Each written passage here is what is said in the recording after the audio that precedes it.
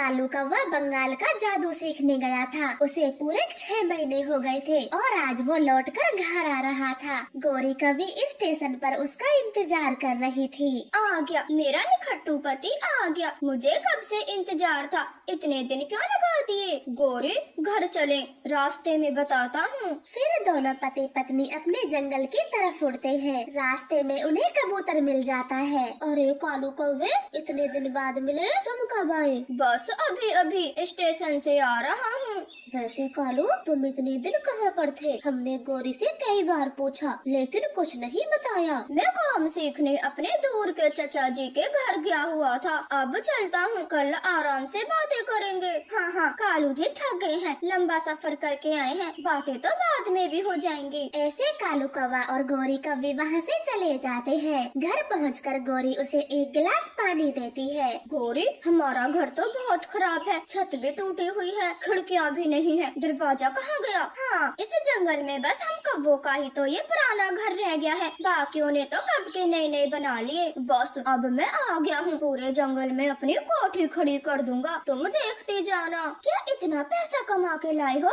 एक बार मुझे बताया भी नहीं? नहीं गौरी, अभी तो मैं काम सीख के आया हूँ, कमाना तो बाकी है, वो भी इसी जंगल से। अपना कान इधर करो, मैं बताता हूँ। फिर कालू कौवा गौरी के कान में कुछ बड़बड़ाता है। वो दोनों बहुत खुश होते हैं। फिर दूसरे दिन जंगल के बीचों बीच सभी पक्षियों की भीड़ लगी हुई थी। मम्मा, वहाँ चलते हैं, देखो कितनी भीड़ लगी है। हाँ गुड़िया बेटी, लगता है कुछ फ्री में बट रहा है, चलो जल्दी हम भी चलते हैं। फिर मम्मा बेटी उस भीड़ में चली जाती है। वहाँ तो कठपुतली का खेल चल रहा था। बच्चे ताली बजा बजा के हल्ला गुल्ला कर रहे थे। अरे कोई पकड़ो, अरे कोई पकड़ो, ये बंदर मेरी मटकी ले गया, कोई पकड़ो। चिंता ना करो मेरी जान, मैं पकड़ के लाता हूँ तुम्हारी मटकी, लेकिन मुझसे शादी तो करोगी ना? हट हट रे पागल, दूर हट, नहीं करूँगे तो जैसे बंदर से शादी। मम्मा, ये कठपुतली तो बोलती है। नहीं बेटा, ये तो पर्दे के पीछे बैठे कौवे की है जो ये आवाजें निकाल रहा है। फिर कालू गौरी पर्दा गिरा देते हैं और खेल समाप्त हो जाता है। लेकिन कुछ बच्चे तो वहाँ से जा ही नहीं रहे थे। बच्चों, खेल खत्म हो गया, अब क्या चाहिए तुम्हें? मुझे ये कठपुतली चाहिए, आप दे दोगी?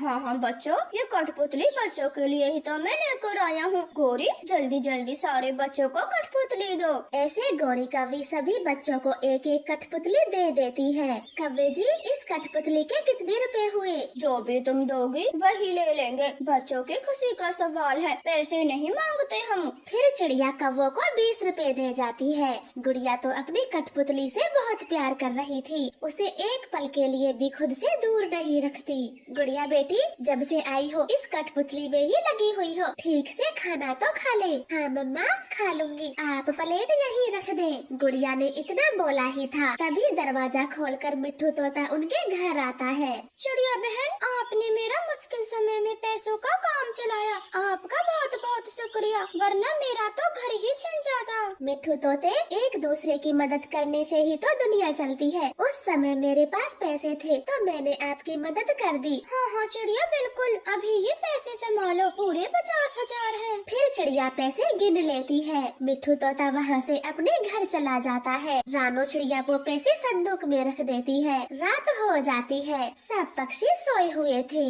जागे जागे मेरी कठपुतलियों, जागे, ये सोने का समय नहीं है। कालू कौवा ऐसे बोल ही रहा था, इधर कठपुतलियाँ चलने फिरने लगती है। चिड़िया की संदूक से पैसे निकालकर कठपुतली कालू कौवे के पास आ जाती है। किसी कठपुतली पे पैसे, किसी पे सोना। गौरी तो जल्दी जल्दी रख रही थी। लौट जाओ, अपनी अपनी जगह पे वापस लौट जाओ, कल फिर से आना। कबूतर जी जल्दी जागे, हमारे घर में चोरी हो गई। क्या चोरी हो गया? मेरे गले का सोने का हार नहीं है, सोते समय तो गले में ही था। हे ऊपर वाले, संदूक तो खुली पड़ी है। गुड़िया बेटा, लगता है कोई चोर घर में घुस गया। चिड़िया जल्दी से अपने पैसे देखती है, लेकिन वहाँ तो कुछ भी नहीं था। चिड़िया बाहर शोर मचाती है, बाकी पक्षी भी आ जाते हैं। साथियों, मेरे घर में चोरी हो गई, मेरे 50,000 रुपए चोरी हो गए। हाँ चिड़िया बहन, रात को कोई चोर आया था, मेरे गले का सोने का हार भी ले गया। वो चोर फिर से आएंगे, सबको रात को चौकन्ना रहना होगा। सब चौकन्ना हो जाए, अपनी महंगी महंगी चीजें छुपा के रखे जिन्हें चोर ढूंढ ही ना सके। देखो गौरी, खूब देखो, एक ही रात में कितना पैसा जमा हो गया। हाँ कालू जी, ये बंगाल का जादू तो बड़ा कमाल का है। बहुत जल्द हम इस जंगल के करोड़पति पक्षी बनेंगे। वो सारे पैसे जेवर एक संदूक में रखकर ताला मार देते हैं। कबूतर जी, ये मेरे शादी के गहने हैं, इन्हें छुपा दें। लूसी जी, मैं इन्हें जमीन में गाड़ देता हूँ, किसी को कुछ पता नहीं चलेगा। कबूतर का बेटा अपने पापा को खुरपी देता है। उसके एक पंख में कठपुतली थी जो कि सब देख रही थी। रात होते ही कठपुतली उस जगह से सारे गहने ले जाती है। कबूतर जी, हम लूट गए, बर्बाद हो गए। वो दुष्ट चोर गड्ढा खोद के ले गया। ये कैसे हो सकता है? चोर को कैसे पता चला? हमने गहने यहाँ दबाए हैं, ये कैसे हो गया? उन्हें चिड़िया के रोने की आवाज आती है। वो चिड़िया के पास जाते हैं। मैंने गुड़िया की शादी के लिए सोने की झुमकी बनवाई थी, ना जाने चोर को कैसे पता चला। वो मेरे तकिए में से निकाल के ले गया। बस बहुत हो गया, मैं रात को पहरा दूंगा और उस चोर को पकड़ के रहूंगा। हाँ कबूतर भैया, मैं भी आपके साथ पहरा दूंगी। ऐसे में वो दोनों रात को पहरा देते हैं। कबूतर अपने घर की छत पर छिपा बैठा था। चिड़िया खिड़की से देख रही थी। मिट्ठू तोता सोने का नाटक करता है। उसकी आंखें तो फटी की फटी रह जाती है, क्योंकि सारी कठपुतली जेवर सोना लेकर कौवों के घर जा रही थी। चिड़िया, देखा आपने, ये कठपुतली ही चोर है और कौवों के घर जा रही है। यही समय है इन्हें पकड़ने का। फिर सब पक्षी जमा होकर कौवों के घर चले जाते हैं और उसके संदूक का ताला तोड़ देते हैं। ये रहे मेरे पायल, यही है, छोड़ना मत इन कौवों को। चील तो बहुत गुस्से में थी, उन्हें पीटना शुरू करती है। तभी पुलिस भी वहाँ आ जाती है और दोनों को जेल में बंद कर देती है। और इस तरह से सबको अपना अपना सामान मिल जाता है। कौवे तो बाकी की जिंदगी जेल में गुजारते हैं। आपका धन्यवाद। कालू जी, जरा मुझे 500 रुपए तो देना, बहुत जरूरी काम है। मुझे सब पता है, तुम्हें क्या जरूरी काम होगा। लिपस्टिक, क्रीम, पाउडर, बस यही जरूरी होता है तुम्हारे लिए। अब पता चल गया तो दे भी दो। मेरा सारा मेकअप खत्म हो गया है और तुम्हें तो पता ही है, मैं बिना मेकअप के घर से बाहर नहीं निकलती। फिर कालू कौवा गोरी को 500 का नोट थमा देता है। गोरी चील के ब्यूटी पार्लर चली जाती है।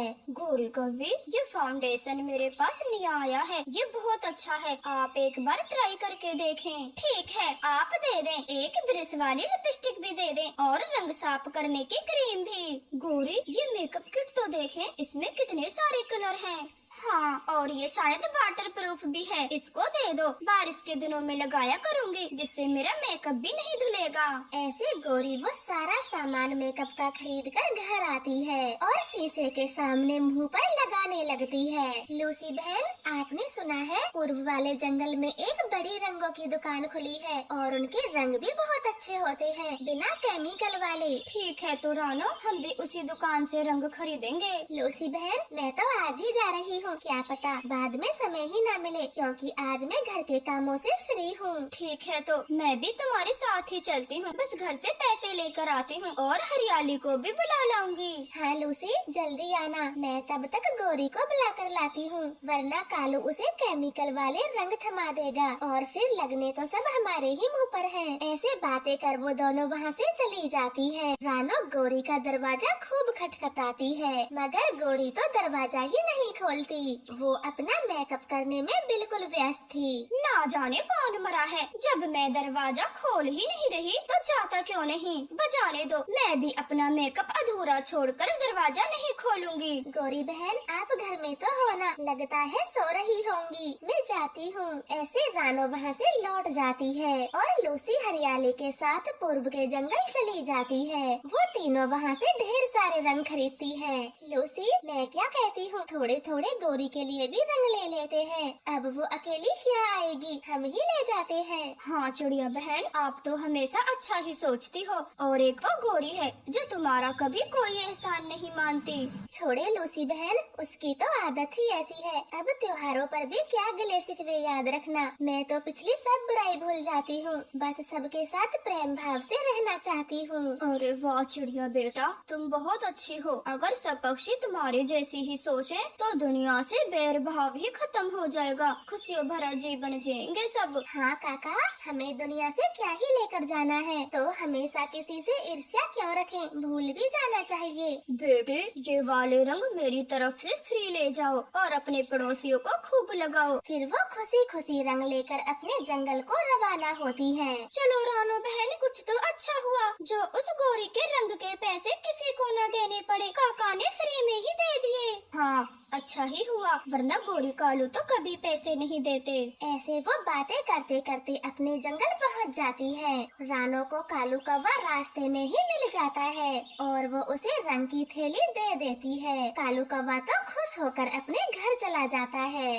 कालू, आप ये रंगों में पैसे बर्बाद करके क्यों आए हो? रंग खरीदने से पहले मुझसे पूछ तो लिया होता। गोरी, रानो चिड़िया हमारे लिए रंग खरीद के लाई है। वो सब पूर्व वाले जंगल गई थी तो हमारे लिए भी लेकर आई है। कालू, ये रंग कितने रुपए के होंगे? फ्री के, एकदम फ्री के। चिड़िया ने एक भी रुपया नहीं मांगा। कालू, आप ये रंग बेच दो, हमारे तो ये रंग किसी भी काम के नहीं। मुझे मेरी पार्लर वाली ने रंगों से दूर रहने को कहा है, इनसे फेस खराब होता है, इसीलिए मैं तो होली नहीं खेलूंगी। गोरी, तुम ना खेलो तो मत खेलना, लेकिन मैं तो होली खेलूंगा, मुझे ये रंग नहीं बेचने। ऐसे कालू वो सारे रंग संदूक में रख देता है और चाबी अपने साथ लेकर घूमता है। 2 दिन का समय बीत जाता है, होली का त्योहार आ जाता है। सब पक्षी एक दूसरे को रंग लगाते फिर रहे थे।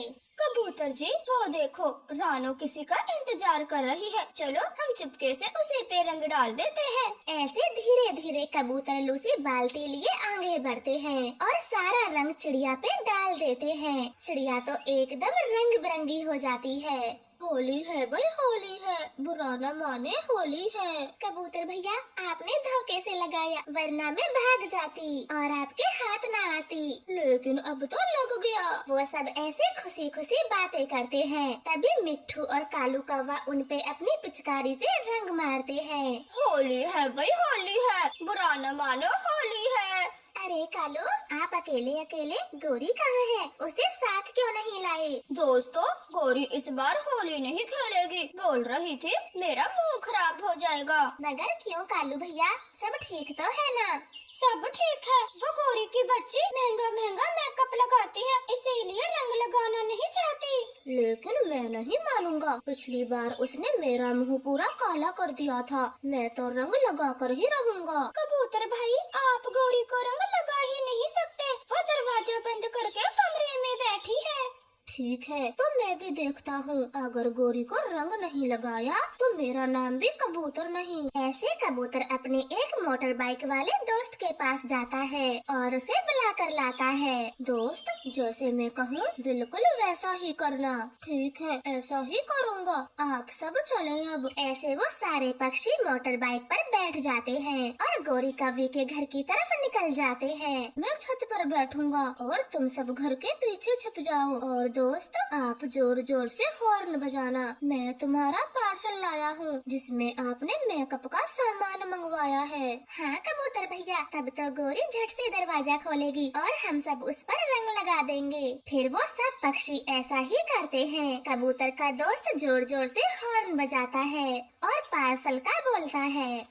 पार्सल? मैंने तो कोई पार्सल नहीं मंगवाया, अब आया है तो ले लेती हूँ, इसमें मेरी क्या गलती होगी? गोरी कौवी जैसे ही दरवाजा खोलकर बाहर आती है, कबूतर अपनी बाल्टी गोरी के ऊपर उड़ेल देता है। मिट्ठू पिचकारी मारता है, रानो हरियाली गुलाल लगाती है। हाय, मैं मर गई, तुम सबकी ये चाल थी, मैं समझ ना पाई। और कालू, तुम तो मेरे पति हो, तुमने भी नहीं बताया। मैं क्यों बताता, तुम तो मुझे भी अंदर नहीं आने दे रही थी। गोरी का ध्यान अपने चेहरे की तरफ जाता है, वो जोर जोर से चीखती है। मेरा चेहरा अब सारा खराब हो जाएगा, हाय मेरी खूबसूरती, अब क्या होगा? केमिकल वाले बुरे रंग डाल दिए मेरे चेहरे पे। सब गोरी को ऐसे रोते देख चौंक जाते हैं। गोरी बहन चुप हो जाएं, तो अब पता चला आप इन रंगों से क्यों बच रही थी, क्योंकि आपका चेहरा खराब हो जाता। लेकिन गोरी बहन, बहन, उन मेकअप के रंगों का क्या, जिन्हें आप रोज लगाती हो ना हो, उनसे भी तो आपका चेहरा हर रोज खराब होता होगा, क्योंकि उनमें भी तो केमिकल होते हैं। गौरी को चिड़िया की बात कहीं न कहीं समझ आती है। हाँ चिड़िया, आप शायद ठीक कहती हो। अब मैं रोज रोज मेकअप लगाने लगी हूँ। अगर ना लगाऊं तो खुद की ही शक्ल बुरी लगने लगती है। शायद इस मेकअप ने ही मेरी असली खूबसूरती को बिगाड़ दिया। हाँ गौरी बहन, असली खूबसूरती तो नेचुरल खूबसूरती है, और इन मेकअप के रंगों को लगाने से तो बल्कि ढक जाती है। इस तरह से रानो का समझाया हुआ गौरी को समझ आता है और वो सबके साथ जी भर के होली खेलती है। तो प्यारे दोस्तों, आपको हमारी तरफ से होली की ढेर सारी शुभकामनाएं। प्लीज हमारे चैनल को सब्सक्राइब करें। आपका धन्यवाद। चिड़िया का पति टुन्नो चढ़ा काम के सिलसिले से विदेश गया हुआ था। उसे कई साल बीत चुके थे, मगर वो एक बार भी अपनी पत्नी बच्चों से मिलने नहीं आया था। मम्मा, पापा बुरे हैं, पापा बहुत बुरे हैं। वो हम दोनों से बिल्कुल भी प्यार नहीं करते। अब अच्छा ही होगा वो घर कभी न आए और न हम उनकी गंदी शक्ल देख पाए।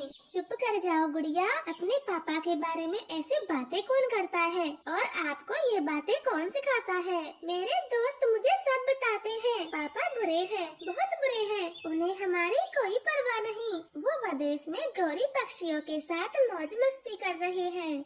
मम्मा चिड़िया ना चाहते हुए भी गुड़िया के गाल पे एक थप्पड़ मार देती है। मैंने बोला ना चुप हो जाए, लेकिन नहीं, दिन पे दिन बिगड़ती जा रही हो। अब चुप करके बैठो। मम्मा, मुझे थप्पड़ मारने से पापा लौट नहीं आएंगे, और जो सब पक्षी बोलते हैं वो बिल्कुल सही बोलते हैं। ऐसे रोते हुए गुड़िया घर से बाहर निकल जाती है। वो नदी पर चुप बैठ जाती है। तभी वहाँ पर जग्गू कौवा अपने कुछ छिछोरे दोस्तों के साथ आ जाता है। जग्गू, तूने कभी बताया नहीं, तेरे जंगल में सुंदर सुंदर चिड़ियाएं पक्षी भी हैं। मैं इसे जानता हूँ। ये गुड़िया है, मेरी पड़ोसन रानो आंटी की बेटी। नाम भी कितना मजेदार है, गुड़िया। जग्गू अपनी पड़ोसन से मिलवाएगा नहीं? हाँ हाँ, क्यों नहीं, चलो मिलवाता हूँ। फिर जग्गू कौवा अपने दोस्तों के साथ गुड़िया के पास आता है। गुड़िया, ये मेरे दोस्त हैं, रॉकी और पिंटू। हेलो रॉकी, पिंटू, मेरा नाम गुड़िया है। मैं जग्गू के पास वाले ही घर में रहती हूँ। वो तीनों ऐसे बातें करते हैं। तभी उल्लू दोस्त जग्गू कौवे के कान में धीरे से बोलता है, जग्गू, इसके गले में सोने की चेन है, क्यों ना हम चुरा लें, फिर मजे से पार्टी करेंगे। इस पर जग्गू कौवा भी हाँ बोल देता है। जग्गू दोस्त, अब मैं घर चलती हूँ, मम्मा इंतजार कर रही होंगी। रुको रुको गुड़िया, हिलना मत, तुम्हारी गर्दन पे कीड़ा लगा है। रॉकी, जरा कीड़े को निकालना। गुड़िया जरा भी हिलती नहीं। तभी चालाक उल्लू दोस्त गुड़िया की चैन को खोल लेता है। भाग गया, भाग गया, कीड़ा भाग गया। थैंक यू दोस्तों, अब मैं चलती हूँ। ऐसे बोलकर गुड़िया वहाँ से चली जाती है, मगर उसकी सोने की चैन तो वहीं गिर जाती है। अरे, मेरी चैन कहाँ गिर गई? शायद नदी पर गिर गई होगी। मुझे वापस जाना होगा। फिर गुड़िया आधे रास्ते से ही नदी की तरफ लौट जाती है। जग्गू, ये मेरी चैन है, मुझे वापस करो। नहीं नहीं गुड़िया, मैंने इसे पीछे से उठाया था, तुम्हारी चैन कहीं और गिरी होगी। झूठ मत बोलो, ये मेरी ही चैन है, इसे वापस करो। जग्गू किसी भी हालत में वो चैन गुड़िया को नहीं देता और गुड़िया से लड़ने लगता है। तभी गौरी कभी उन्हें देख लेती है और मम्मा चिड़िया भी नदी पर आ जाती है। मम्मा, अच्छा हुआ जो आप आ गई। जग्गू मेरे सोने की चैन नहीं दे रहा। अगर मम्मा को सच सच पता चला तो मुझे बहुत पीटेंगी। मुझे कोई झूठ बोलना पड़ेगा। क्या जग्गू, इस गुड़िया की चैन तुम्हारे पंखों में कैसे आई? मम्मा मम्मा, गुड़िया झूठी है, ये चैन इसी ने हमें दी है। बोल रही है ये बहुत महंगी है, इसे बेचकर जो पैसे मिलेंगे उससे हम जंगल के बाहर पार्टी करेंगे। हाँ आंटी, जग्गू सच बोल रहा है, और गुड़िया शराब पीने के लिए भी बोल रही थी, और जब जग्गू ने मना किया तो झगड़ा करने लगी। तुम दोनों चुप हो जाओ, मेरी बेटी ऐसी नहीं है। जग्गू, तुम तो सब जानते हो, फिर ऐसे झूठ क्यों बोलते हो? ओए चिड़िया, मेरे बेटे से ऊंची आवाज में बोलना भी मत। सबको पता है तू और तेरी बेटी कैसी है। पूरे जंगल का माहौल खराब कर रखा है तुम दोनों ने। गुड़िया बेटी चलो यहाँ से, हमें इन बुरे पक्षियों के मुँह ही नहीं लगना। मम्मा चिड़िया गुड़िया को लेकर वहाँ से चली जाती है। गौरी को तो बहुत गुस्सा आता है। लूसी कबूतरी, मुझे अपनी पड़ोस में उस चिड़िया का रहना बिल्कुल भी पसंद नहीं। चोरी डकैती और दारू, ना जाने क्या क्या गुल खिलाती है मेरी बगल में। मुझे भी बहुत बुरी लगती है वो रानो चिड़िया। जब देखो कबूतर भैया मीठी मीठी बोलकर मेरे घर को खा गई, और जब मैं कबूतर जी से मना करती हूँ तो हम दोनों में ही लड़ाई हो जाती है। तभी तो टुन्नू चिड़ा इसे छोड़कर विदेश में रहने लगा। चिड़िया के लक्षण है ही बुरे। मैं तो चाहती हूँ ये हमारे जंगल से भी कहीं दूर चली जाए। तुम उसके बिल्कुल पास में हो, तुम्हें ही भगाना होगा। बाद में मैं भी तुम्हारा पूरा साथ दूंगी। इस तरह से बातें कर गौरी कौवी चिड़िया के दरवाजे पर जोर जोर से धक्का मारती है। आते जाते पक्षी वहाँ पर रुक जाते हैं। बस चिड़िया, बहुत हो गया, अब मुझसे बर्दाश्त नहीं होगा। तुमसे पूरा जंगल परेशान है। भागो यहाँ से, 1 मिनट के लिए भी नहीं रुकने दूंगी। हाँ, गौरी ठीक कहती है। जहाँ तुम्हारा पति रहता है वहीं जाकर रहो। इस जंगल से बाहर निकलो। नहीं, मैं अपने घर को छोड़कर कहीं नहीं जाऊंगी। आप दोनों तो पागल हो गई हो। जग्गू के पापा, खड़े क्या हो? चिड़िया का सामान बाहर फेंको, तभी तो ये जाएगी। फिर कालू कौवा चिड़िया के घर में घुस जाता है और सारा सामान बाहर फेंक देता है। अब ये सामान उठाओ और चलती बनो यहाँ से।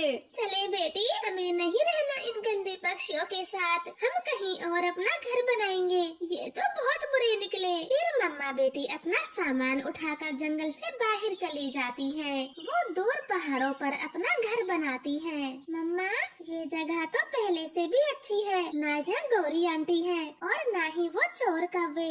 हाँ बेटी, लेकिन यहाँ भोजन बहुत कम है। आए दिन बारिश होती रहती है। मम्मा, भोजन की तो कमी है, लेकिन यहाँ जगह तो बहुत है। हम क्यों न किसी फल की खेती कर लें, फिर भोजन की भी कोई कमी नहीं होगी। रानो चिड़िया को खेती करने का आइडिया बहुत अच्छा लगता है। वो एक इंसानों की बस्ती में चली जाती है और एक मटर के खेत में रुक जाती है।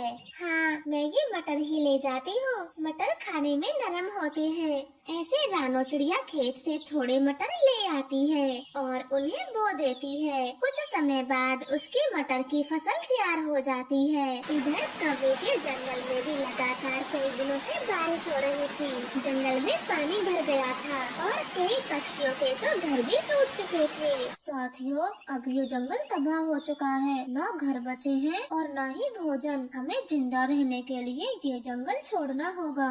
ऐसे विचार कर वो सब पक्षी पहाड़ों की तरफ निकल जाते हैं और एक ऊंची पहाड़ी पर बैठ जाते हैं। तभी रानो चिड़िया उनके पास आती है।